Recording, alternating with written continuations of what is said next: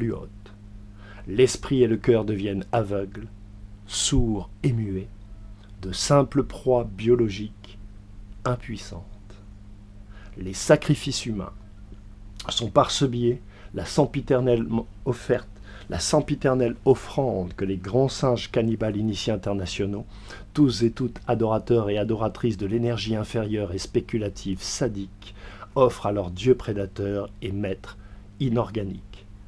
C'est ainsi que les grands singes élitistes initiés internationaux, tous et toutes adorateurs et adoratrices de l'énergie inférieure spéculative confusionnelle, ont créé la laïcité moderne, conceptualisation mentale et intellectuelle immodérante et immodérée, qui permet sous couvert d'idéaux variables non véritablement définis, tant que non véritablement perceptibles, d'une non-démocratie élective, car sans tirage au sort, et donc par nature intérieurement et extérieurement aussi obstinément séparatiste que résolument passive pour chacun et chacune, tous les meurtres et toutes les guerres, toutes les famines et tous les sacrifices industriels généralisés qui, à terme et petit à petit, font disparaître toutes les nations de chaque grand singe modéré et immodéré de chacune des espèces sous ce ciel, toutes les cultures et peuples tout entiers.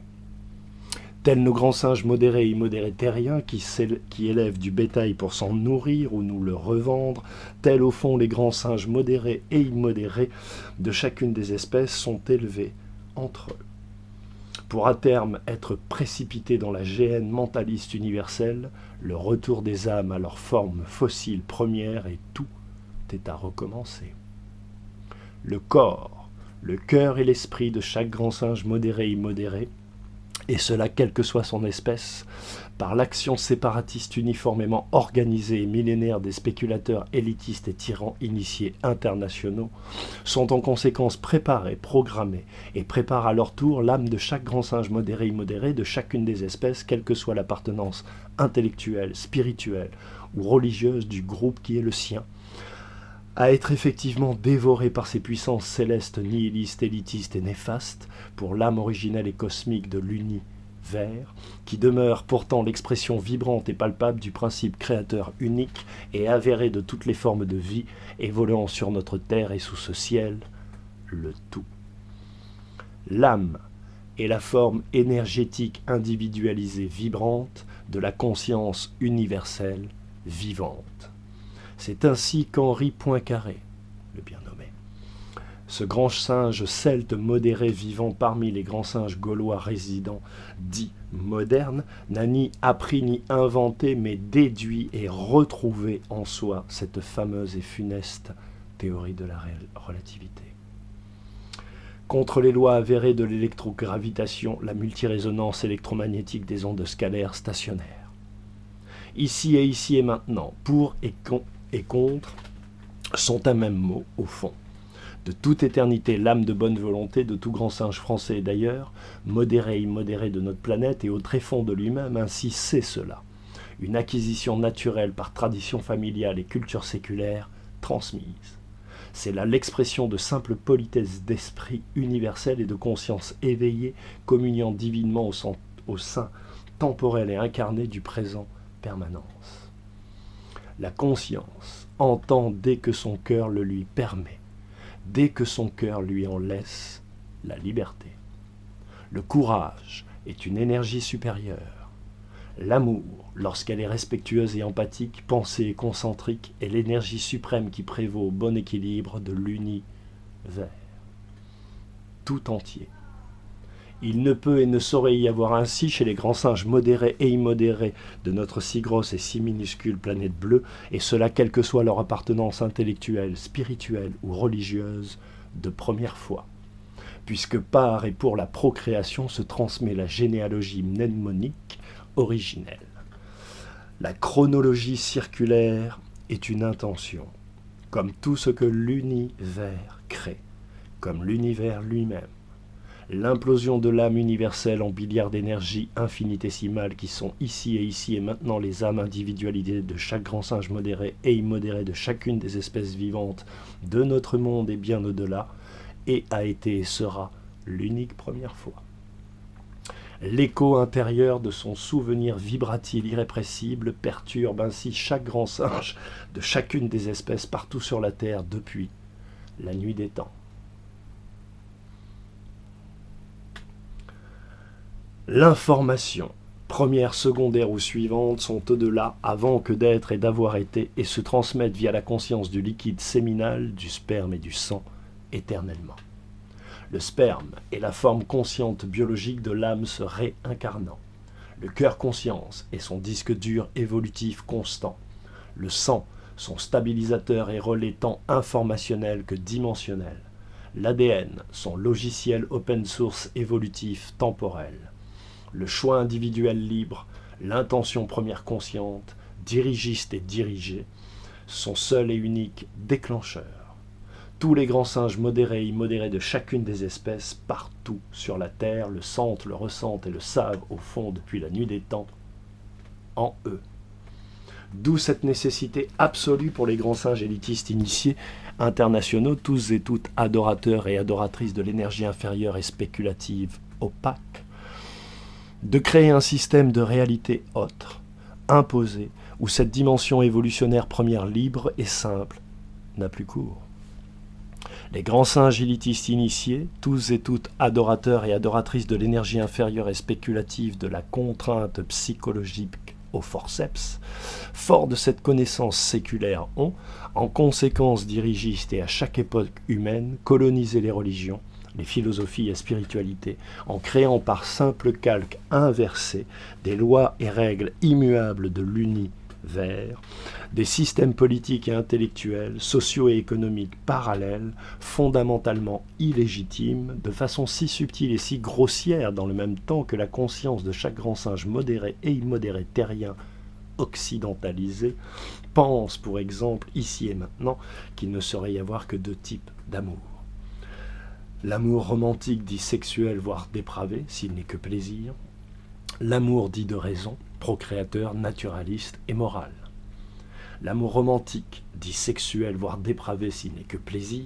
Chaque grand singe modéré et immodéré de chacune des espèces de notre globe terrestre le sent, le sait et le ressent au fond de lui, est le centre d'une séparation morbide et violente de lui-même et de son objet, lui-même.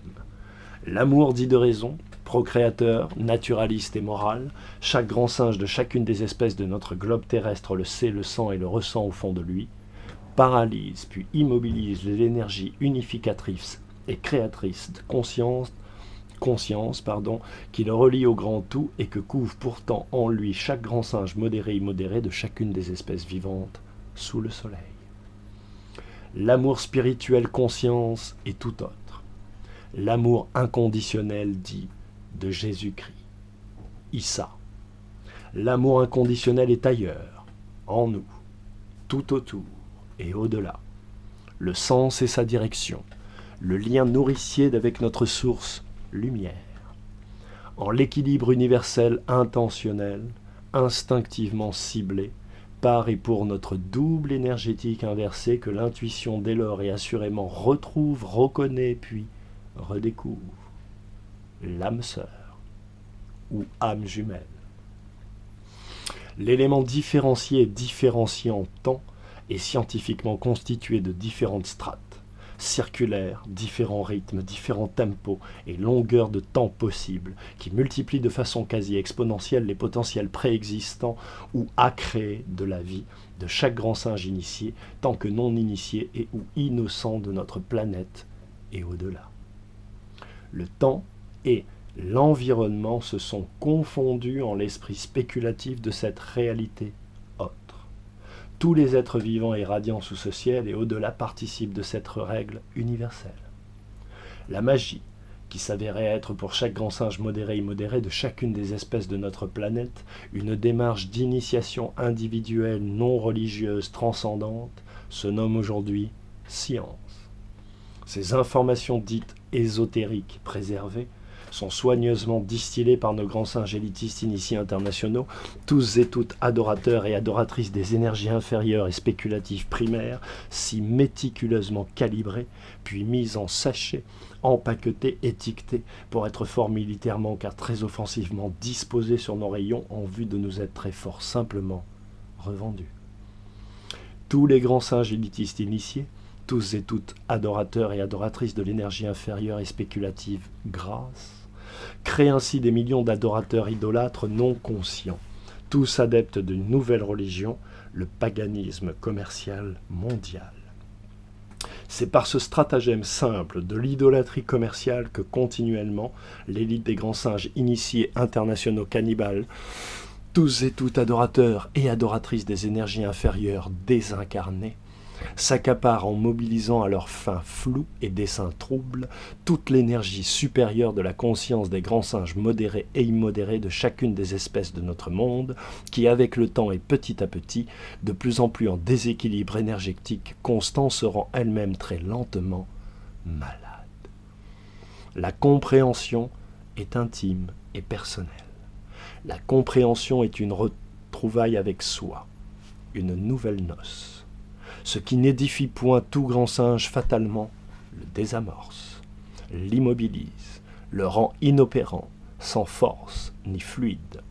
L'unique et intime question que dans le silence de son cœur connaissant se pose alors le grand singe non initié, effectivement inopérant pour lui-même et pourtant bel et bien vivant, une question qu'il n'entend pourtant toujours pas, mais qui utilise l'énergie nucléique conscience inemployée du grand singe modéré que je demeure.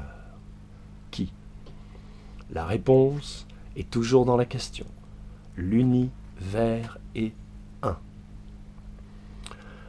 Quelle que soit l'origine de l'apparente disparité des beautés ou nouveauté des formes sémantiques et technologiques proposées, le concept de la tyrannie marchande et économique de progrès permanence se structure dans son essence première et fondatrice comme devant être double et paraître très sexy, hautement et largement fédérateur avant que le couperet ne tombe. Pour tous et toutes, sur chacun et chacune. Les grands singes de l'élite sacrificielle internationale et cannibale, tous et toutes de grands adorateurs et grandes adoratrices initiés de l'énergie inférieure, barbare, héréditaire et sacralisée, sont au fond traumatisés, en errance, n'ayant point reçu ou ayant rejeté l'amour initialement distribué par les germes de toute vie. Une rébellion immémoriale et mythique contre le grand univers. Et nous savons tous et chacune, toutes et chacun, nous le savons depuis notre création, nous les fils et les filles des étoiles, nous les descendants des druides originels authentiques et maîtres égyptiens éclairés, que, pour et contre, sont de toute éternité circulaire un seul et même mot. Comme nous n'avons que l'âme de nos ennemis, comme nous savons que l'âme de nos ennemis, hormis quelques machines biotechnologiques et autonomes dépourvues d'âme, qu'ils soient de notre dimension, qu'ils soient interdimensionnels, intraterrestres ou d'une autre galaxie, et cela quelle que soit leur forme physique apparente ou l'hybridation possible effective réalisée, sont faites de la même matière universelle, elle-même née en l'expression d'une seule et même force fédératrice cosmique ondulatoire et vibratile, l'amour, qu'il retourne pourtant malicieusement et incidemment contre nous. Ce choix originel et dualiste instinctif et animal, pétri d'orgueil, d'ignorance et d'impatience, de faiblesse et d'animalité, grossière, d'envie et de jalousie, de frustration et de culpabilité, de douleur, de l'amertume et de la violence, qui en découle naturellement, fut et demeure d'aller contre la source matricielle et virile qui les fit et vit naître, le grand univers lui-même. Les grands singes élitistes oligarques cannibales, tous et toutes grands adorateurs et grandes adoratrices initiés de l'énergie inférieure, assassines car dualistes, connaissent et craignent l'énergie supérieure, conscience des grands singes modérés et immodérés de chacune des espèces de notre si vaste terre, dans cette vie et au-delà. Le sang et l'émotion vibratile sont la façon qu'a de se matérialiser l'âme incarnée, sa destination momentanée et sa source actualisée, éternelle destinée que le choix temporel conscient initial dirige. Ainsi, rien ne saurait être expliqué aux grands singes modérés et immodérés de chacune des espèces connues ou inconnues de notre planète, et cela, quelle que soit leur appartenance intellectuelle, spirituelle ou religieuse, puisqu'ils sentent, ressentent, voient et savent au fond très exactement tout. C'est là leur force et leur faute. C'est là l'expression de leur magnificence altérée et de leur cruauté. car c'est là que se fonde leur apparente supériorité sur tous les êtres vivants en ce monde, mais aussi là ce qui en font pourtant des esclaves